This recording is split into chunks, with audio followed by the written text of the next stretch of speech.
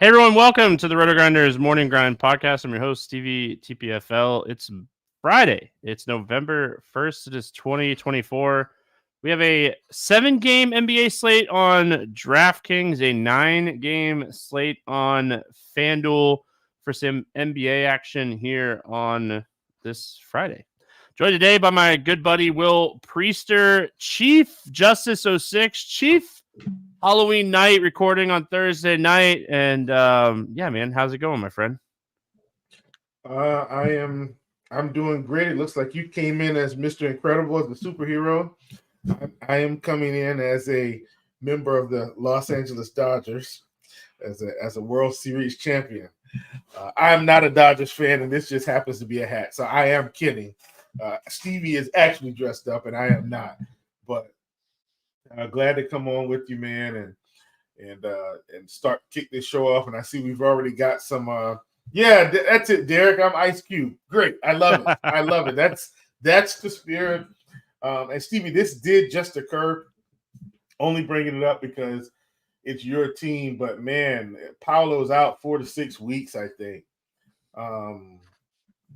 that's what it said when it came across. And it literally came across. Yeah, out 4 to 6 weeks. So yeah.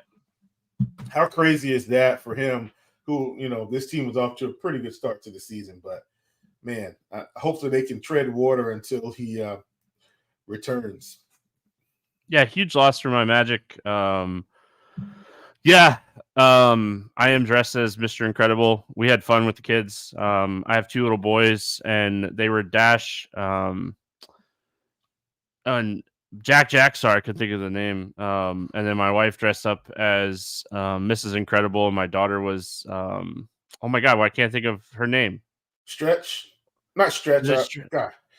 I know I can't think of it right now. I just went blank. But yeah, we had a lot of fun tonight. Obviously Halloween. I figured it's been a long week at the company, and I needed to have a little bit of fun. So I figured I'd just keep my costume on, come on, and have fun. I'm wearing the gloves and everything. I stayed in full costume. So I figured I'd give the viewers a little laugh and have some fun with it. So I've been wearing it for the last, 5 hours. So what's another hour? So luckily it's not too hot. And yeah, so hope everyone had a fantastic Halloween. All the dads and moms out there, hope you had fun with the kids. And yeah, we got some basketball to talk about. We'll talk about Banchero in a few because that's our second game that we're going to get to. Obviously, the football game is going. It looks like Aaron Rodgers just threw a touchdown to Garrett Wilson. So, yeah, let's have some fun.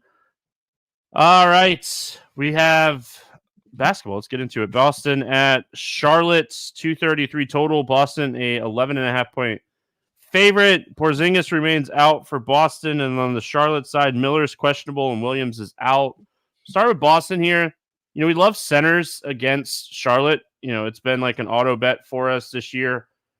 I don't know if I bet I don't know if I bet a center in this situation, like an Al Horford, but I'm really interested to see Jason Tatum props because I could see Tatum having a double-double type of game with his rebounds getting bumped up in this spot. They don't have a true center. Porzingis is probably the closest thing to a true center that they have. So I think this is a Tatum spot, a Brown spot, a Derek White spot. They should cruise in this matchup against Charlotte. It's whether or not you think Charlotte keeps the game close. Yeah, obviously, Steve, we've been attacking this thing. Not just this season, since last season. Nothing's really changed. Personally, I've been a Tatum unders guy in terms of rebounds and assists, and I probably won't touch the rebound prop today with him because I just know how this is going to go. I may still take the assist at 5.5, take the under if it's still there. But in terms of outside of that, I do really like Tatum for DFS. He's $10K. You got to pay for him. But this is a really good spot against Charlotte. I actually think Charlotte may be able to hang in there and keep this thing close enough. Being at home, Stevie, so I do like that part of it. With Boston, I do like Derek White. I feel like Drew Holiday is starting to get into that I might be a little bit too cheap range, if you will, Steve. I mean, he's been 6K, and now he's 5,500. I'm not saying he's going to come out here and light the world on fire, but at 5,500 versus the Hornets, I do think that's a good proposition to just kind of get him plugged in.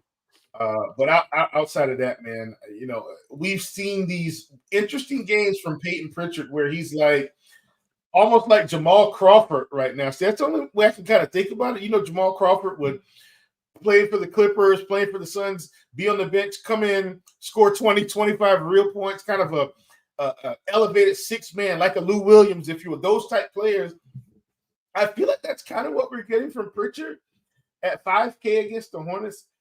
I don't hate it because it looks like the scoring it's maybe real, and they may actually need him to kind of keep that going. So I know I kind of talked about a lot of players, but I do like Pritchard at 5K. Do like Holiday because I think he's getting a little bit too cheap now. Like Derek White. I don't think I'm as high on Brown as you, but I am pretty high on Tatum in this spot. Small forwards are another position, Stevie. Elite small forwards have just torched us throughout the years because we've pretty much had the same type of players. And I think Tatum gets to do that yet again in this matchup. Yeah, I mean, I just really like where Jaylen Brown's usage is at through the first, 5 games of the season. We've seen him in close games really kind of get extended minutes-wise. If you think this game's going to stay close, I think Jaylen Brown is a guy that you could, definitely take some shots on at 8,500.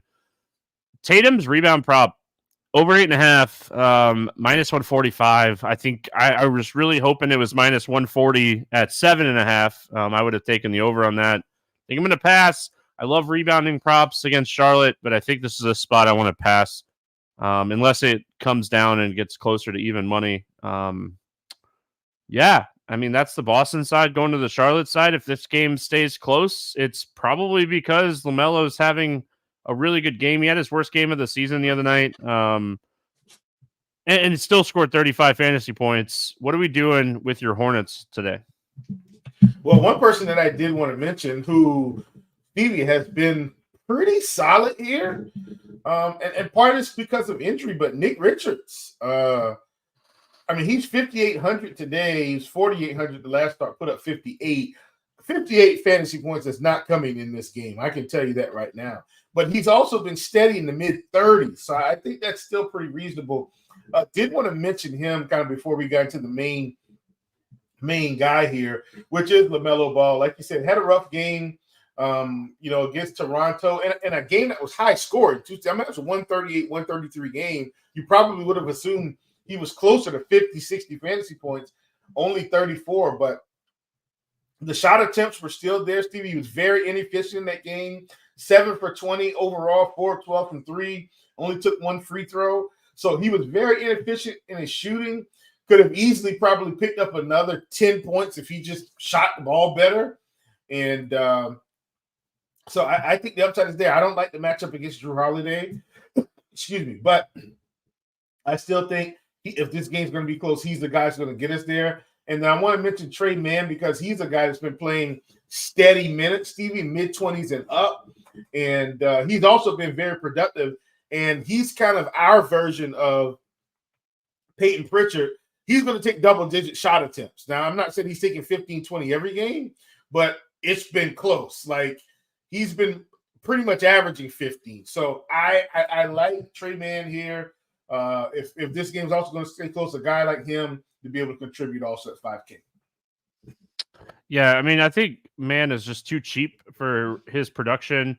I like Nick Richards in most matchups. I don't like Nick Richards in this matchup. He's been actually like rebounding, and I know that's very uncommon for Charlotte. But over 12 rebounds in 3 straight games for him. Played at least 30 minutes in 3 straight games. So we're really seeing Nick Richards kind of, be the man at the 5 here for Charlotte. But, Al Horford can kind of extend centers, like push him out to the 3-point line. I think there's better spots for Nick Richards.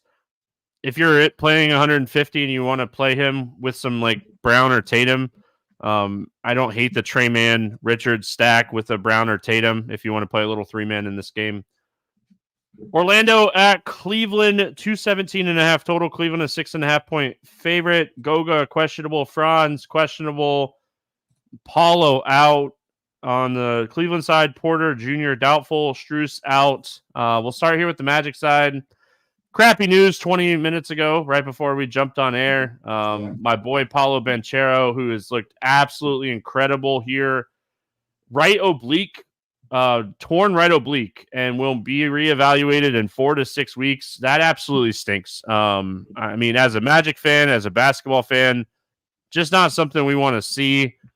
Who do we think is going to benefit the most from Paulo Banchero being out? I mean, God, I don't know if Suggs can benefit anymore. Like, he's been equally as productive. Yeah, I mean, for his role with the team, I mean, God, is he going to score 60 fantasy points now? I don't think so. But I do think this. Hear me out here, Steve. I think this solidifies Suggs as a high upside play every night until maybe he hits 7K. Those are my thoughts. Just kind of thinking through the situation. Are they going to give some extra minutes to Cole Anthony to just kind of help bolster the offense? I don't know. I see Colin is saying Isaac, but they don't want to extend Isaac. They don't want him to go out there and get hurt. I don't think it's Isaac. Don't. No, it's not. It's not Jonathan Isaac. I'll say this. I'll be shocked if it's Jonathan Isaac. I think Isaac could play 15 to 20 minutes, but Jonathan Isaac, they really want his defense late in the season. So I think Isaac is not the answer. I really think the answer is Franz is going to benefit, Suggs is going to benefit, Wendell Carter Jr. is going to benefit, and I think the guy that's really going to benefit minutes-wise is Anthony Black. I think the Magic are going to go to a smaller type of lineup, and that is where. But I do think in this matchup against Cleveland, when they roll out this Allen Mobley team, we are going to see Mo Wagner probably end up in the 20-minute range tonight at 3,900. I don't hate him as a large field tournament play. I like him even more if Goga's out. We'll have to kind of see. But I think Suggs and Franz are your two targets here. Or the thought process is they're playing a tough Cleveland team. No Paulo. Franz has been sick. This game gets out of hand a little bit, and you go underweight on the Magic because everyone's going to overreact to the news here with Paulo Banchero. That's on a 7-game slate. That's the big thing. Yep. Like this is actually a fairly small slate for a Friday night.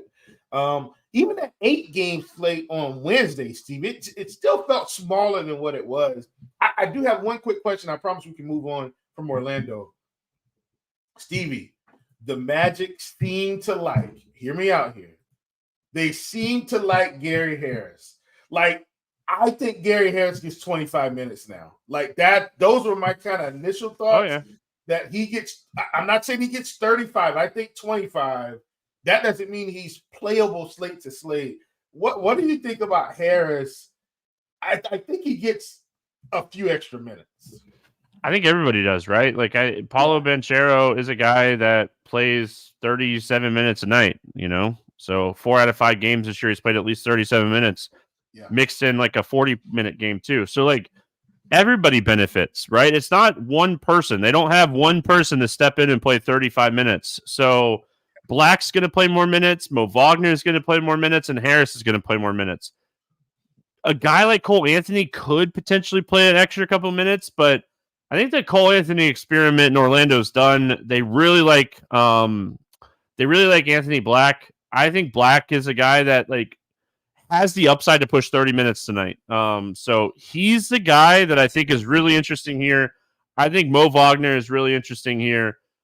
Cleveland plays kind of big. I mean, Evan Mobley and Allen. I think that in matchups, Orlando can go small.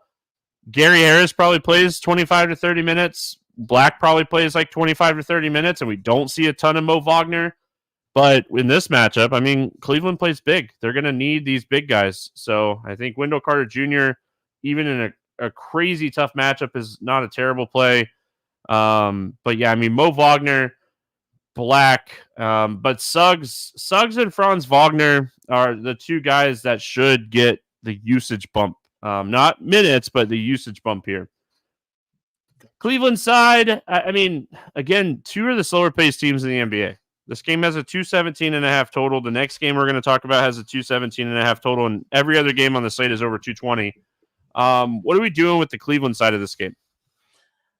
So I don't mind the Orlando guys because I feel like the void can still help them get the ceiling, Stevie, even though the matchup should be slower and tough. But Orlando, I don't feel like this is going to change how they play schematically. So I'm not really thrilled about, taking a bunch of guys from Cleveland unless someone were to sit. And right now, Stevie, we don't have anyone sitting. Now, I do think, for what it's worth, Darius Garland at 6,600, like I would almost take shots on him every day at that price. Like I think that's still slightly too cheap. If you want to, play Jared Allen at 7,100, like I get it. That's probably a touch too cheap. Maybe even Evan Mobley, but I don't plan to be loading up on Cleveland. I feel like only one piece from this game. So like if I played Garland, I wouldn't play him with anyone else. If I played Allen, I wouldn't play him with anyone else. Yeah, I mean, I'm not very interested in this game as a whole. Like I said, I think you could play some of the cheaper Orlando pieces in tournaments. I think you could play Mitchell in tournaments today. I think one of like Mobley or Allen have a little bit of upside, but I mean, yeah, I don't know if this game stays close enough for these guys to have a ceiling game. I think Cleveland beats my Magic pretty bad tonight. And I could be wrong, but yeah, Paulo's a huge offensive part of the Orlando Magic. Yeah.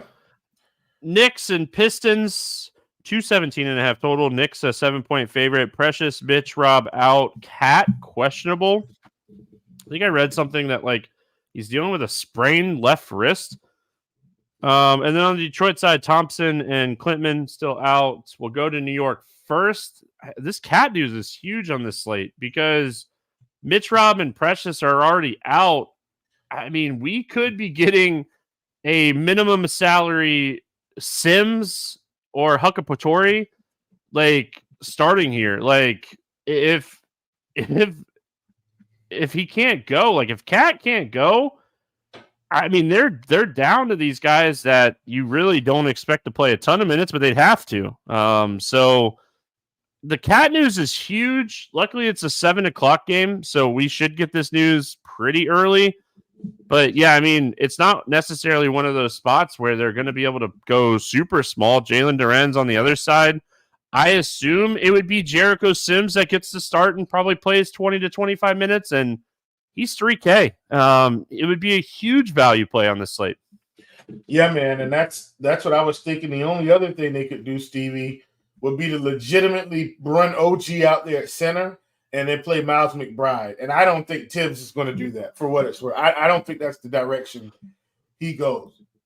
I do think McBride will get some minutes, obviously, but I mean, I don't know if we've had a 3K center at what could be this level in a while. I mean, we saw what he did in the Boston game. Clearly, that was a blowout. But he played 24 minutes, Stevie. That was 20 fantasy points.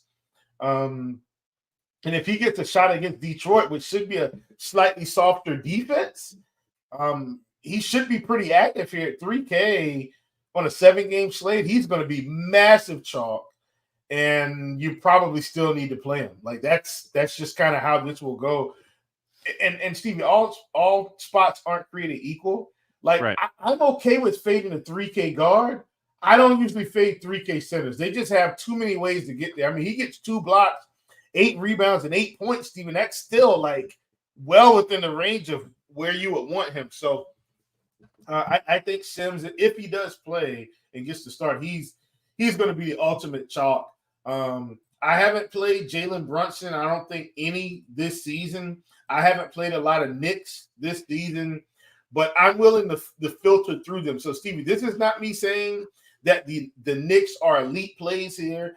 This is me saying they're playing the Detroit Pistons, which aren't going to give them as much resistance. And so I think you need to be playing a couple of them in your lineups or filtering through some of them. Like if you're playing Sims, play Sims and a Nick, Sims and a Nick, Sims and a Nick, because I think these guys should be able to put up some nice numbers against the Pistons tonight. Yeah, and Richie in chat brings up a great point on DraftKings. He's power forward eligible. So you're not just needing to play him at the center position. And I was quickly trying to pull up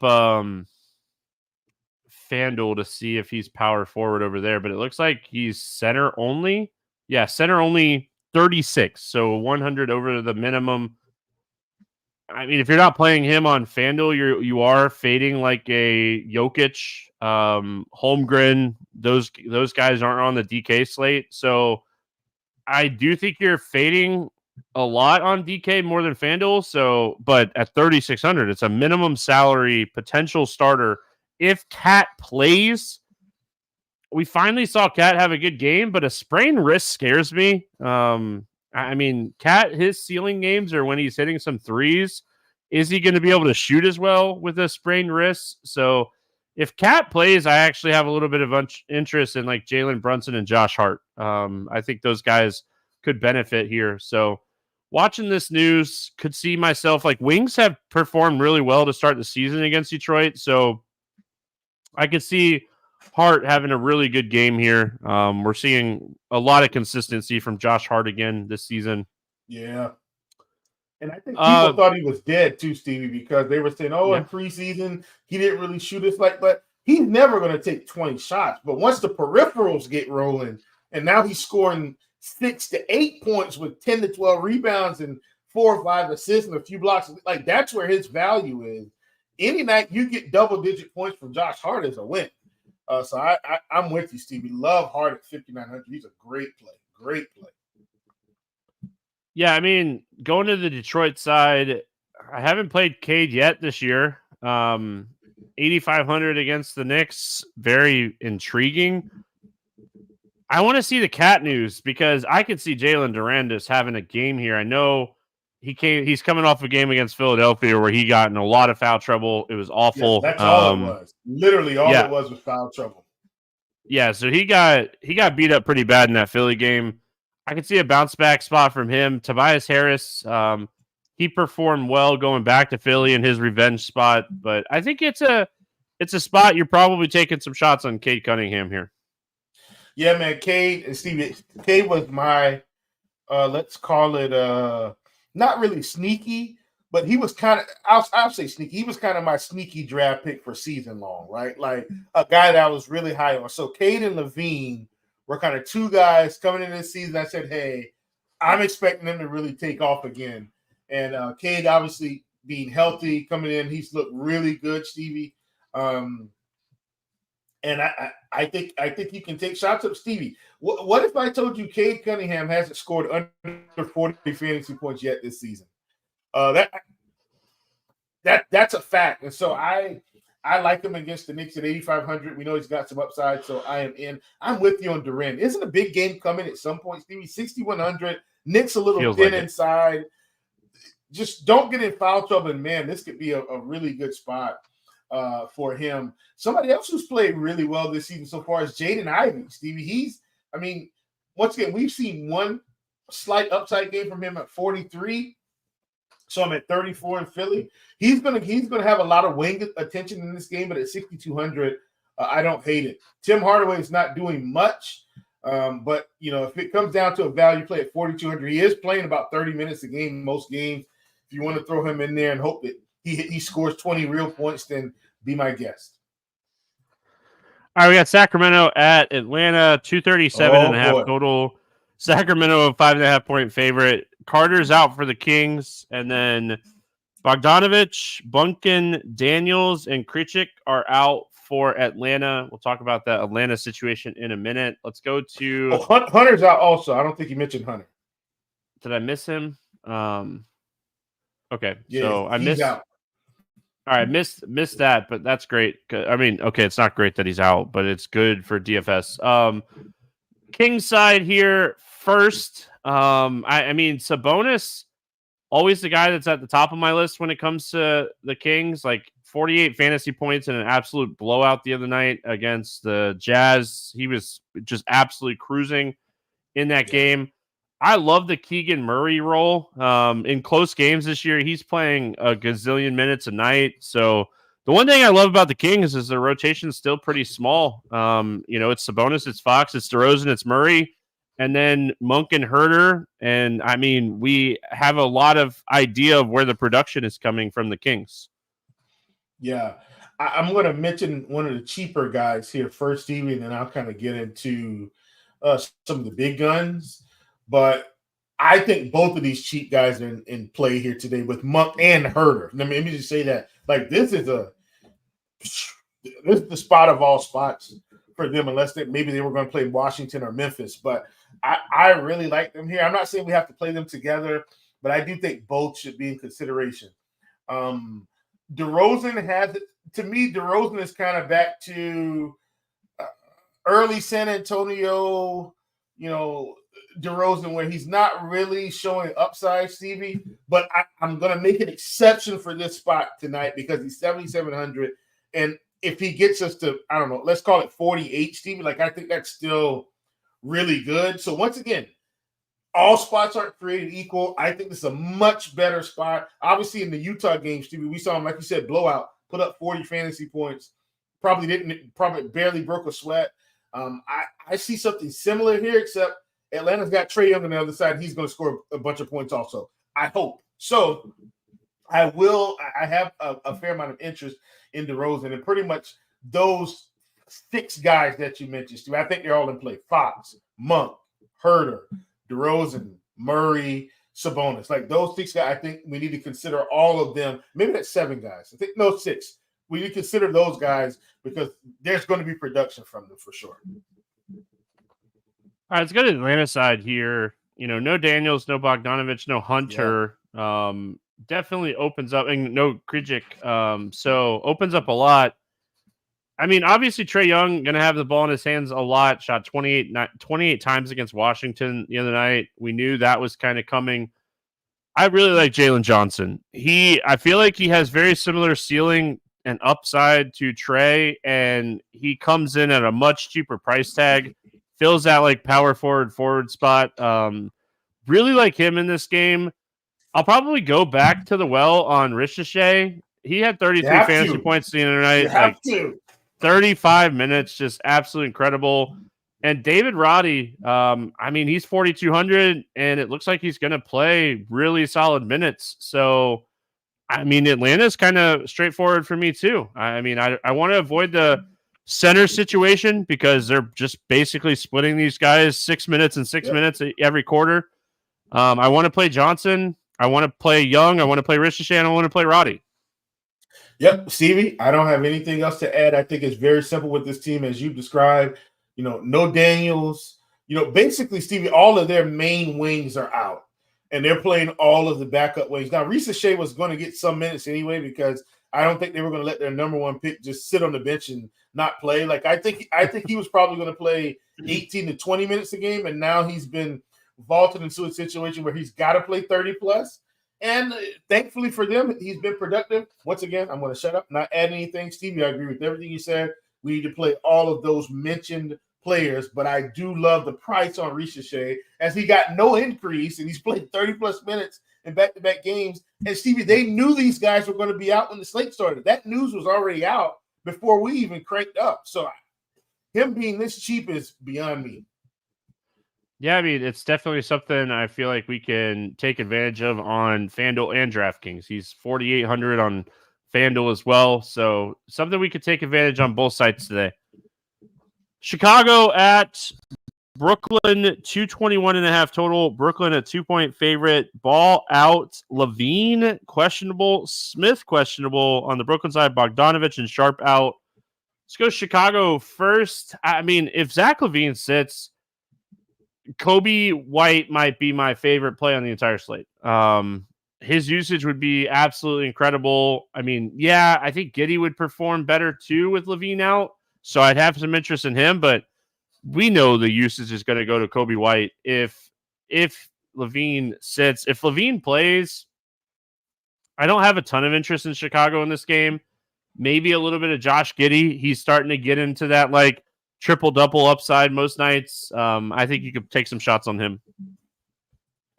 Yeah, for sure. And I do, Steve, we want to mention that, Josh Giddey doesn't have the same role with this team that he had with OKC. OKC, man, it felt like some nights they were playing him 20 minutes. I mean, he was up to 30 minutes in the Orlando game. Like, he's seen 30 minutes a few times. He's been upper 20s. And I think if Levine sits, we'll get him. I think he'll be somewhere between 30 and 32 minutes, which means his role is definitely going to be secure. You mentioned Kobe White. I'm with you at 6,800. I mean, this would be, a no-brainer here. Someone else I will mention is Ayo Dosunmu. His minutes have been stable, and I think he'll see, 30-plus minutes in this game also, as long as it stays close. So I did want to include him. And then Stevie, if Levine is out, Vooch should have more production. He's 7,700. This is a guy that we've seen put up 50, 60 fantasy points. Really like the price on him. Going back to Jericho Sims, knowing that we can get Jericho Sims at power forward helps us still be able to open up for some of these good centers that will be available. I think Vooch is one of those as long as Levine sits, because I think he'll be relied upon a little bit more for offensive production. All right, Brooklyn side. I tweeted this out the other day too, but like Dennis Schroeder is not someone I came into the season going, oh, I think Schroeder's going to have like this breakout type of season. He's looked incredible. I've been playing him in DFS, and I've definitely embraced like the role that he has. But he's scoring, he's getting assists. He's always a guy that can like add 1 to 3 steals a game.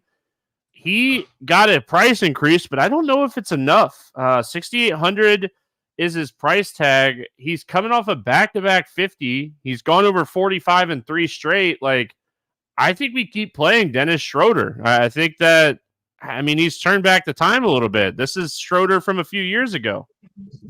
This is Dennis Schroeder from the Atlanta Hawks post or pre Trae Young. That's what this is. Right after Jeff Teague. Jeff Teague left, they handed him the keys. And what a name. Hog Dennis Schroeder. You remember that?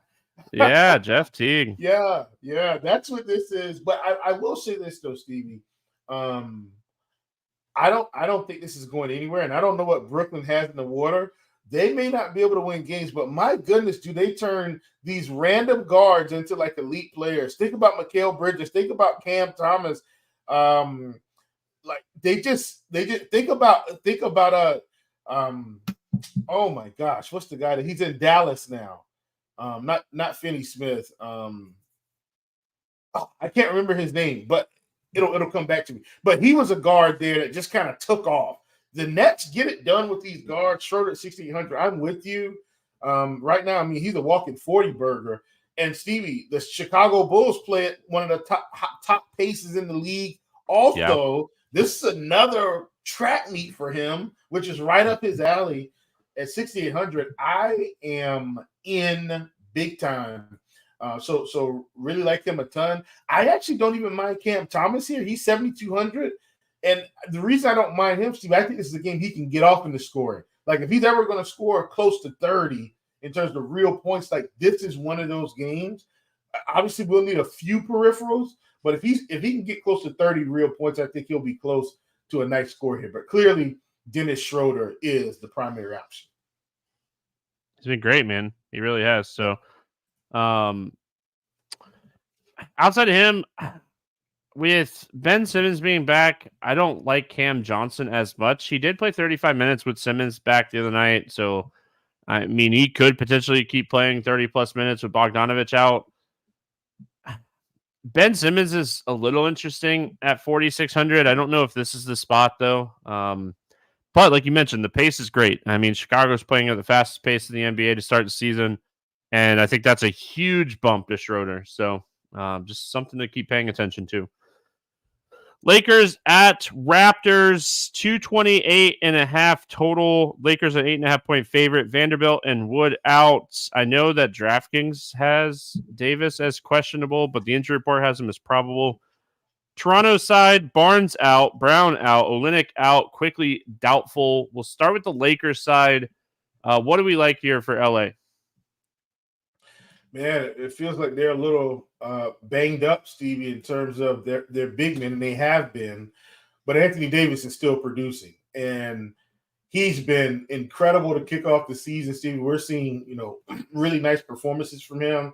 And today he gets a matchup with Toronto, in which he should be very dominant.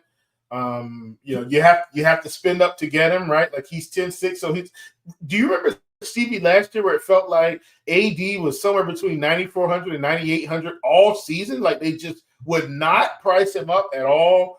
And this season, I mean, he's priced up immediately. Maybe part of that is because LeBron James, I think his age is showing, Stevie, and it's time for them to kind of count on AD and let LeBron cruise a little bit here. And I think LeBron will have his games, but clearly they're counting on AD to try to carry the load. If for some reason, Austin Reeves ever gets priced up to $7K, I probably won't play him. But at 6,100 in this spot, Stevie, I think this is a great price for him. He's a guy that I really like. And then Rui Hachimura, I know it looks like his production took a dip in that Cleveland game, but that was Cleveland. He's also been very productive this season, and he's 5,300. And I don't know if anyone's going to play him today. So I really like him a ton in this spot against Toronto. AD, Hachimura, and Reeves, those are my three favorites for this spot. Toronto's low-key one of the best matchups you can get in the NBA right now. They play inside the top 10 in pace, and they're dead last in defensive rating.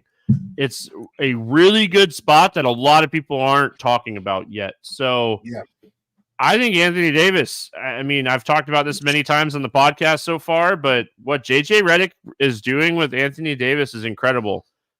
Overlook the Cleveland game. Cleveland is just really good. They're so great defensively. Oh, incredible. Yeah. So, I mean, overlook that. You're going from a top 5 defensive team to a dead last defensive team. And I want to play RJ Barrett on the other side, and we'll talk about him in just a minute. But I like Anthony Davis here. I love the Hachimura call. I really want to play AD today. Like, he's that stud that I definitely want to make work. I think this is a great spot for him. Going to the Toronto side, I mean, we can't overlook RJ Barrett because of, Barnes being out and coming off of a game where he shot 18 times again. 33 minutes after only getting 29 minutes in his return, but we talked about him being in foul trouble a little bit in that game. I mean, I really like RJ Barrett today. The Lakers are not a great defensive team either. I think RJ Barrett continues to cook if Quickly, who is doubtful, does not play here. Yeah, Stevie, the other night I almost took down a GPP, Stevie. And part of that was because I had 55% RJ Barrett, who just dropped a 50 burger on the Hornets. And part of that was because RG forced him on me a little bit more than I wanted, but I decided to accept it because I got everything else I wanted. And I'm with you here at 7,200. This is, I think this is a great play against the Lakers. How do you feel about Poto? I don't like Poto as much today, Stevie, because I do think he's going to have his hands full. But I also don't want to overlook him because I don't think anybody's going to play him. And his minutes have been spectacular. Like, he's been playing 30-plus minutes. Once again, I'm not saying this is a great spot. I think he could easily just get run over here. But I think the minutes allow me to think that he could be serviceable in large field tournaments.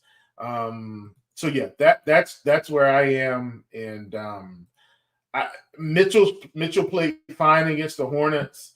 At 5,400, I don't hate it. I'll say this about Podol. We knew it was coming. I mean, he was probably the easiest play on the slate the other night for me. Listen, it was Charlotte. It was just an incredible spot for him. I think this spot's much tougher. Really, really liked Grady Dick's usage the other night. Like, he had a 27% usage rate in that game. He scored 30 actual points. Again, the Lakers aren't the best wing defensive team. So I really like him too. I think that's where I kind of end up is Barrett and Grady Dick. I don't think I play total today at 6,900. And I think a lot of it has to do with Cat. If Cat sits, Jericho Sims becomes that guy. If Cat plays, maybe I'm more interested in Jakob Poeltl. Davion Mitchell, 28 minutes the other night. Yeah. So yeah, I mean, overall, yeah, I mean, I think Toronto is Barrett, Dick, Mitchell. And that's kind of where I'm at. I don't think I reach for any of these other guys today. I mean, we're not playing. Do you like any of these like really cheap options that played minutes the other night? No, not the cheap ones. Like I said, I think my only fringe is Poeltl because of the minutes. Like Mogbo did start though. Like, yeah. So I mean, if he's going to play 25 minutes, but they priced him up. Like we got him at 36 the other night when he started. He had a really good first quarter. I think he had like 10 fantasy points in the first quarter and then kind of just leveled out. But he got a price increase enough where I think like now we have to like think about it more. But yeah. Yep. All right, last game on the DraftKings slate. We'll talk about the two games on the FanDuel slate after this. Pacers at New Orleans, 236.5 total here. Big total. Indiana, a 3-point favorite. Nembhard, Turner, questionable. Wiseman out. And will we get our first laundry list of the season? The New Orleans Pelicans make the laundry list. Hawkins questionable. Herb Jones out. McCollum out. Murphy out. Murray out. Tice questionable. Anytime we get over like 5 or 6 players on the injury list, it is a laundry list. We'll talk about New Orleans and all those injuries in just a minute. Let's go to the Pacers side. I mean, obviously, I think Miles Turner matters. Isaiah Jackson, even in foul trouble the other night, played 25 minutes against Boston. He would instantly become a play that I wouldn't mind taking shots on. Obi Toppin got 33 minutes the other night. Because Nembhard got because of the foul trouble and Nembhard. No, I think it was Nembhard. Yeah, 100%. Nembhard only played 5 minutes. So if Turner and Nembhard are out, like, yeah, you could play Siakam, you could play Halliburton, or you could just go down here and play Toppin and Jackson at these really cheap price tags and play the 30 minutes apiece from big man. I mean, Will nailed it earlier when we were talking about Jericho Sims. Like, a cheap guard still has to like perform and like score and, you know, get assists, but like big men, they're going to get 1 or 2 opportunities a game where they're going to get a rebound and like dunk. And then they're going to get the 1 or 2 chances to maybe get a block or something. And they're going to get 10 plus rebound chances a game, you know? So it's just so much easier for big men to get, you know, value wise. Yeah, for sure. And I'm with you, Steve. I definitely think you take these 2 big men if both of those guys are out. I will say this. I do think if Halliburton is hitting the he's getting a little bit too cheap. And at 8K flat, I am very interested in that price. And Stevie, you know, you kind of look over your shoulder. Quietly, he's hit 50 pretty much fantasy points in the past 2 games, and his price went down. I think he's too cheap. I really like Halliburton today at 8K against a slightly depleted, well, not even slightly, against a depleted Pelicans. We already know CJ's not playing, and a couple other guys. I think if I leave anybody out of here,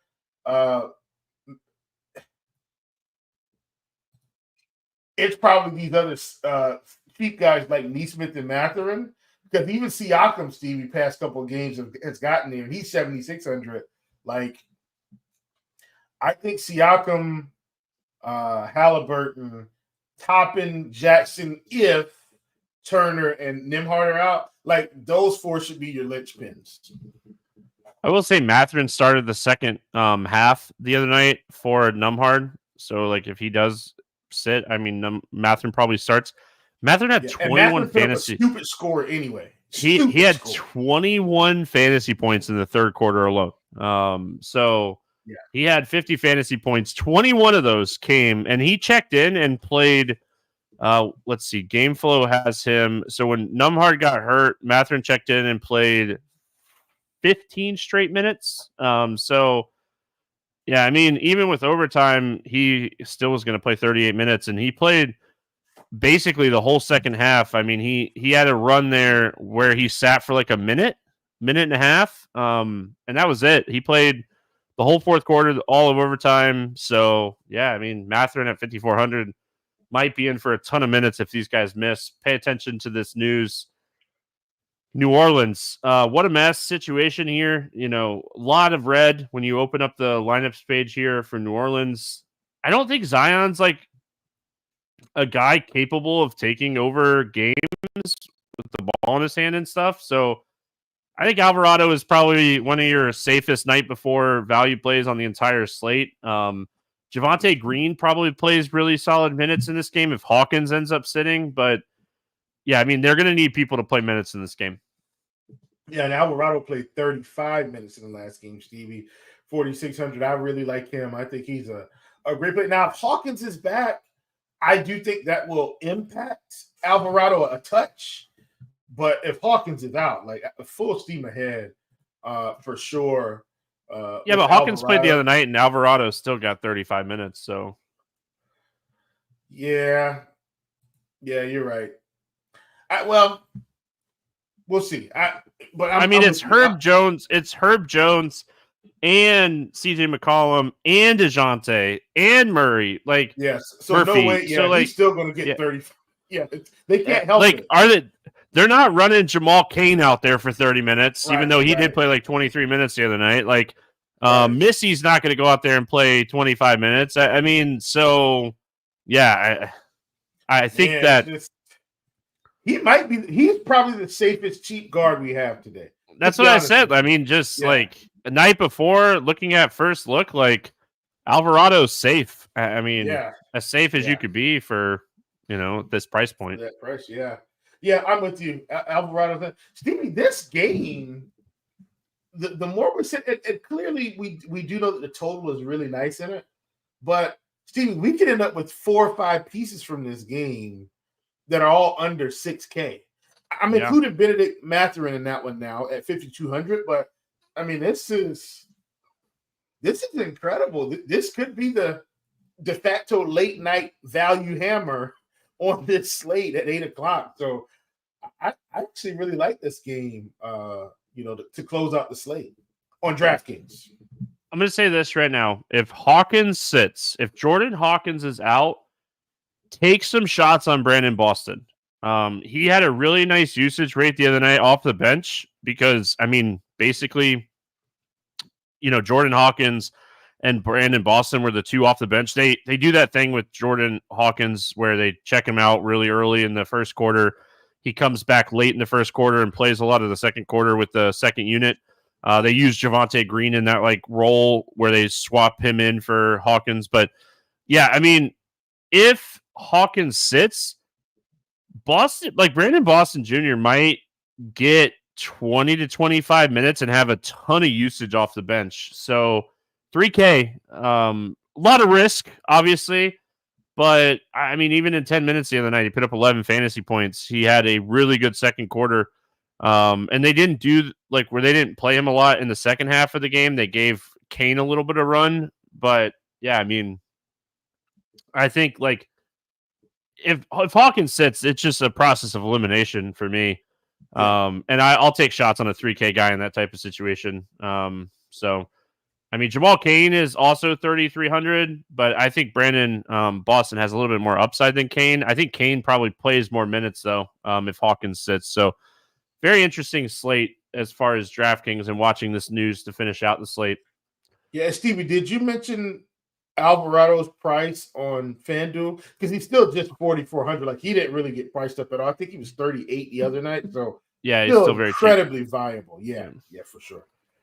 All right, now switching gears and talking FanDuel, they actually have the slate up. I know I get a lot of feedback about including the FanDuel games. I always want to, but without pricing and really being able to talk about it, it's really hard to include them. We could always give our thoughts if the slate's not up, but I really like pricing to kind of be able to look through things. So they have it up for us tonight. So we got Denver at Minnesota, 220 total. Minnesota, a 4-point favorite. Holmes is out for Denver, but both of these teams pretty full strength here. Let's start with the Denver side. Using FanDuel pricing, knowing everything that we've talked about already, anything standing out to you for the Nuggets? I'm okay with Jamal Murray at 7,300. I don't think he's in anywhere near must play category, especially with some of the other bigger name guards we have, Stevie, that I think will be more productive, and some of the smaller name guards and smaller in price that we have. If you want to play Jokic at 11-7, like, be my guest. I'm not gonna fight you on it.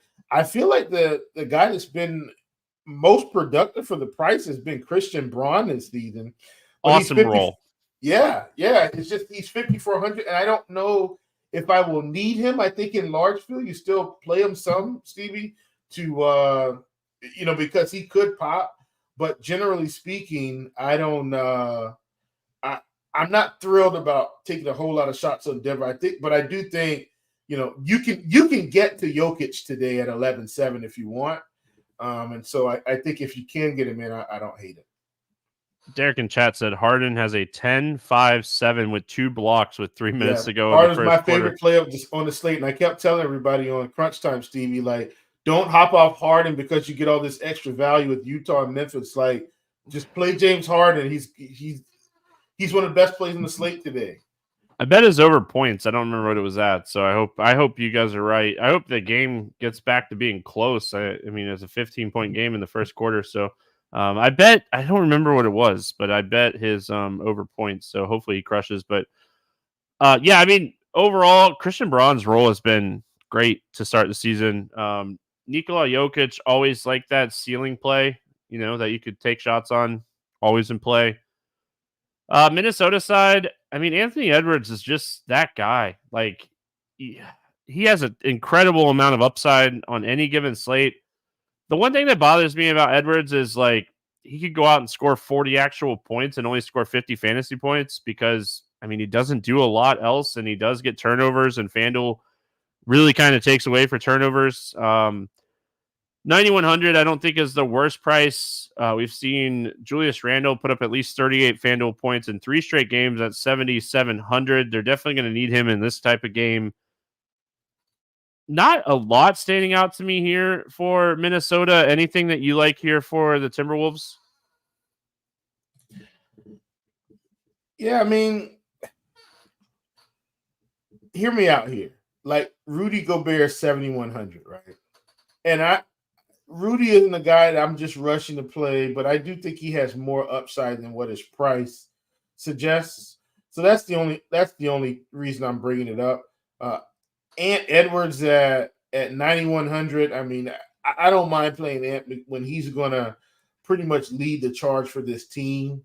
And that's just the way I see it. Now, Julius Randle, he's 7,700.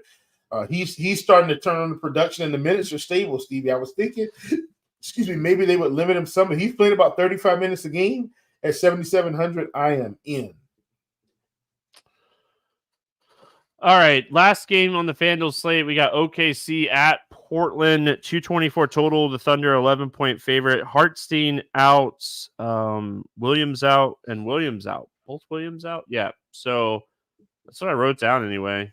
So anyway, Jalen out, Kendrick out, Hartenstein out, and Tybal out on the other side. Oh, Sharp's out and Williams out on the other side as well.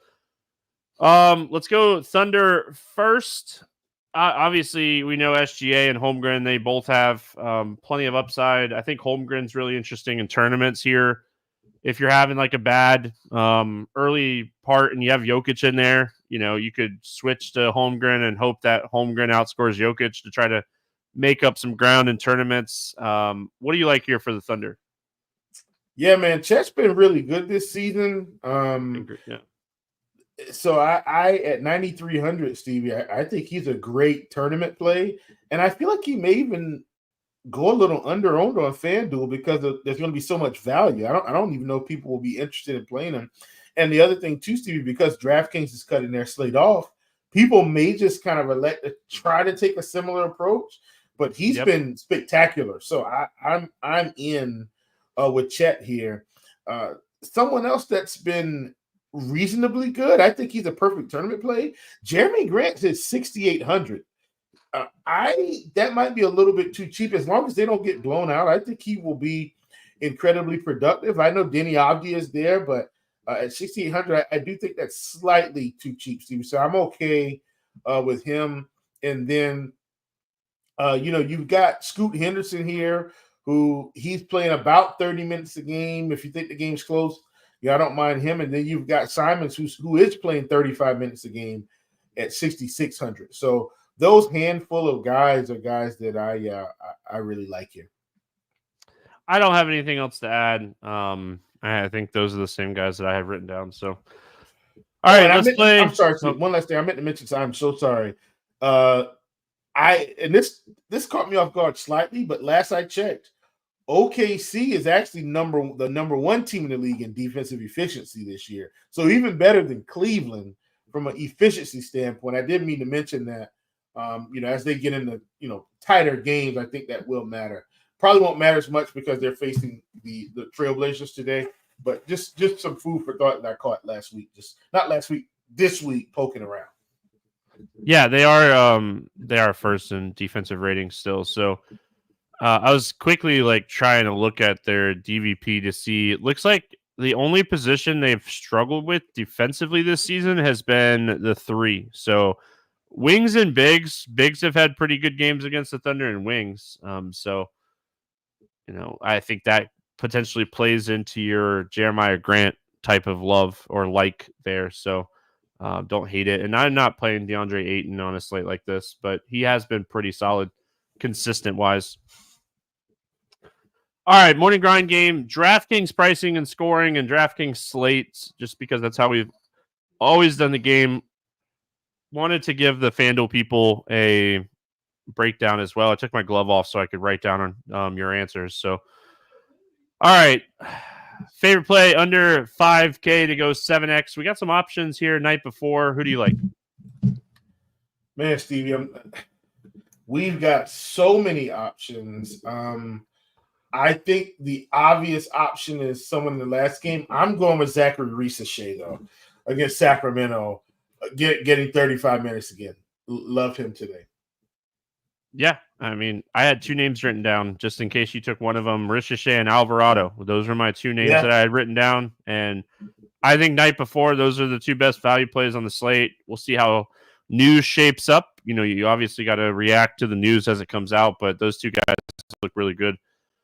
Over 8K to go under 5X. Who's your bust today?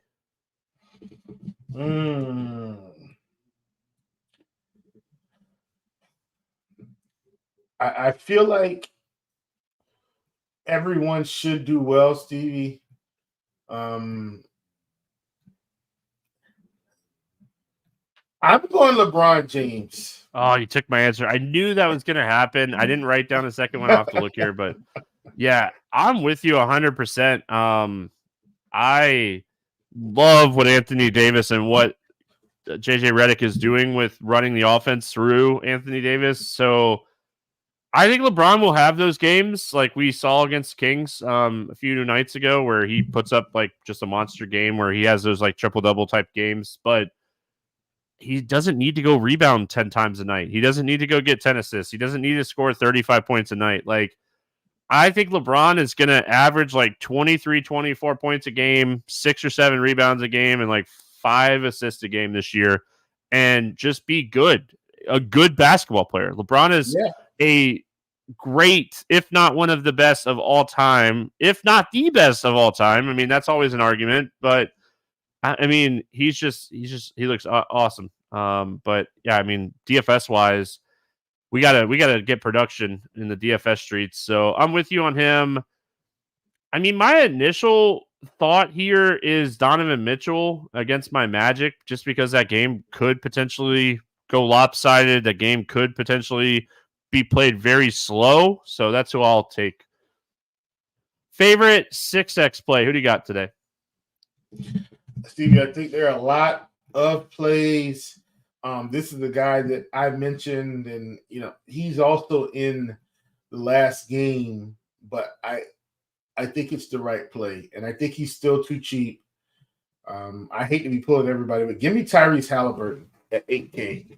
I think he's too cheap. I'm going to go RJ Barrett. I absolutely love RJ Barrett today. Love what we saw from him the other night. Shooting a ton, getting assists, being active defensively. Matchup here against Lakers. Again, a great matchup. Favorite GPP ceiling play on the entire slate? Price doesn't matter. Who do you think has the highest ceiling on this slate? I knew this one was coming, and I'm kind of going all the way up top here for a variety of reasons, Stevie. Give me Jason Tatum against the Charlotte Hornets. I just think, once again, elite small forwards. Man, this could be a good spot for him. Jason Tatum against the Hornets. I'm going to go all the way to the top. I'm going to go to Anthony Davis. I can't preach it enough. They're running the offense through him. He has 70-point upside on any given slate. Like, they are using Anthony Davis how Denver uses Jokic right now. He's not going to get as many assists as like Jokic, but I mean, Anthony Davis is such a active defender too. Like, he can get you 5 stocks on any given slate, 15 boards, and 35 points. Like, he has 70-point upside on any given slate. Toronto is a gold mine matchup. It's a gold mine matchup. They allow the second most fantasy points per game to opposing centers. They are not good defensively. They're dead last. Anthony Davis has the highest ceiling on the slate, in my opinion. Absolutely love him today. Let's get weird GPP play. Who is your let's get weird GPP play today? So, Stevie, I'm going to someone that I don't think he's going to get the ownership. And I mentioned him earlier.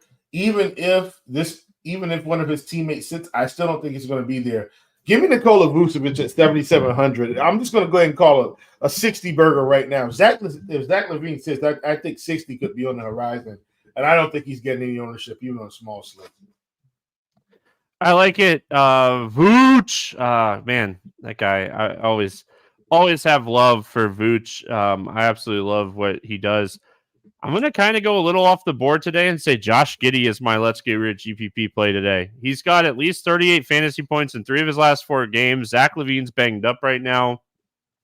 I want to see a consistent 30 minutes a night, but at 6,900, I don't think a lot of people are going to play Josh Giddey today. I mean, Dennis Schroeder's in this price range, same. Position eligibility. And we talked about a lot of value at guard. We talked a lot of value at big, the front court as well. So I think Jalen Suggs potentially gets a lot of ownership. I wrote him down originally. I wrote down my answers before the Paolo Banchero news came out. So I can't do it. Because of that news, I think Suggs would be popular. Let's go to the betting portion of the show. Do you have a favorite bet, over under, against the spread, money line, any of those things here? Man, I think I'm gonna take the over in the Indiana New Orleans Pelicans game. This feels, and I know Indiana had not been playing as fast, but this feels like a track meet. Indiana, New Orleans over 236.5. All right. I can get behind that. I really want to take the under in the Orlando game. Like, I don't like taking unders under 220. It's more of a lean right now. I might just wait until the morning to see what the line looks like before I bet this or not. This is my lean right now.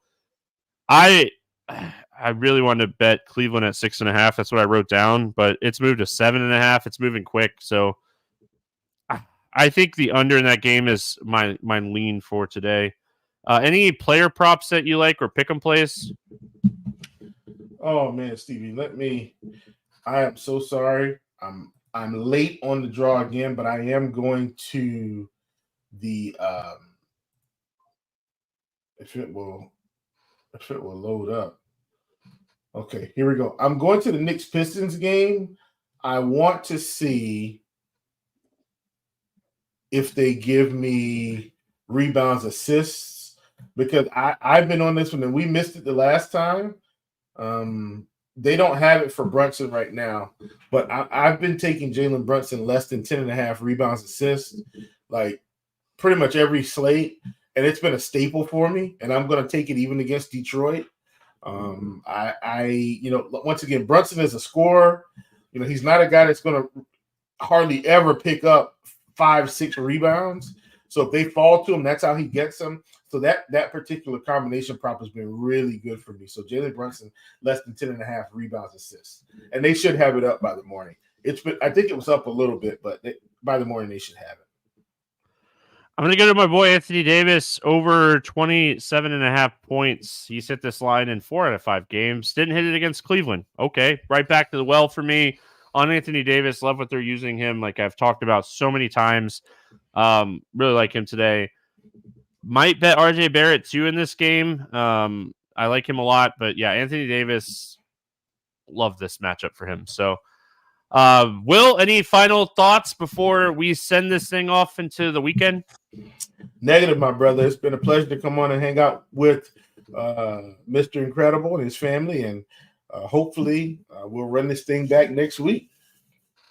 Hope everyone has a fantastic weekend. We got Martinsville, 2 races left of the NASCAR season. We got a truck race on Friday, Xfinity race on Saturday, Cup race on Sunday. So we'll have all that content over there on the NASCAR Premium at RotoGrinders. So check that out. We had a great weekend at Homestead last weekend.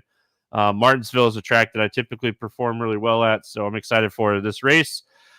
Have a great weekend, everyone. We'll see you again Sunday night, Monday for the NBA pod.